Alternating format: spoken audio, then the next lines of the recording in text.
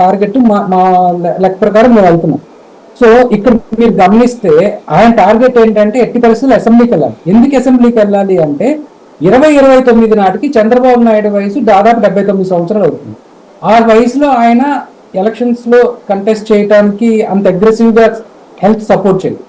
Same time 2024లో Lokesh ఈయన ఇద్దరు అసెంబ్లీకి గెలిచి వెళ్తే మీడియా అటెన్షన్ కానీ ప్రజల అటెన్షన్ కానీ పవన్ కళ్యాణ్ వైపు ఉంటుంది.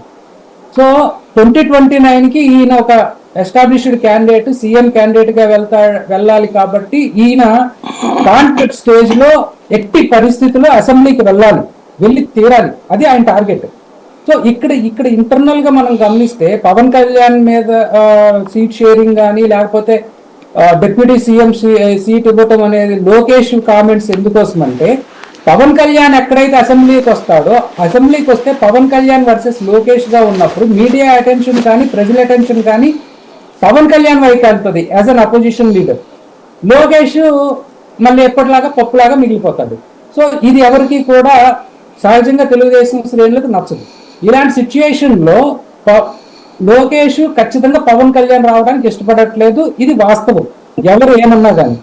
తర్వాత నెక్స్ట్ సీట్ షేరింగ్ గురించి పవన్ కళ్యాణ్ గారు చెప్తూ మన శాంతి ప్రసాద్ గారు కూడా చెప్తూ మోర్ దాన్ 1/3 అంటున్నారు. అంటే 58 కంటే ఎక్కువ సీట్లు. అసలు వీళ్ళకి 58 సీట్లు పోటీ చేయడానికి క్యాండిడేట్లు ఉన్నారా లేదా అనే ప్రశ్న దగ్గర నుంచి మొదలెడితే ఇప్పుడే మన పూడి గారు కూడా చెప్పిన పరిస్థితి ఏంటంటే చంద్రబాబు నాయుడు ఎవరితో పెట్టుకున్నా 100 సీట్ల దగ్గర బేరం తెంచుకొని వచ్చి లాస్ట్ లో వాళ్ళకి ఏ విధంగా వెన్నుపోటు పొడుస్తాడని మనం 96వ సంవత్సరం నుంచి జరుగుతున్న లెక్కల నుంచి వరుసగా మొదలెట్టుకుంటే మొన్న 25 సీట్లు ఇస్తానని చెప్పి ఆఖరి 15 అని ఆఖరికి 13 అని 10 చేసిన సందర్భం తెలుసు. 13లో వాళ్ళు పోటీ చేస్తున్నట్టు చేసి 3 చోట్ల అరకు, కడప, ఇంకో చోట ఎక్కడ ఈయన చేత క్యాండిడేట్లు వేయించుకొని వచ్చిన పరిస్థితి తెలిసింది. సో చంద్రబాబు నాయుడు సంగతి తెలిసి కూడా పవన్ కళ్యాణ్ ఏమంటారు, నేను 1/3 సీట్లు ఖచ్చితంగా. శ్రీధర్ గారు అరకు పార్లమెంటు మేమే వదిలేసాం, 4కే పోటీ చేస్తాం, దానికి బదులు ఒక ఎమ్మెల్సీ అడిగాం, మేము వదిలేసి what ever it is sir.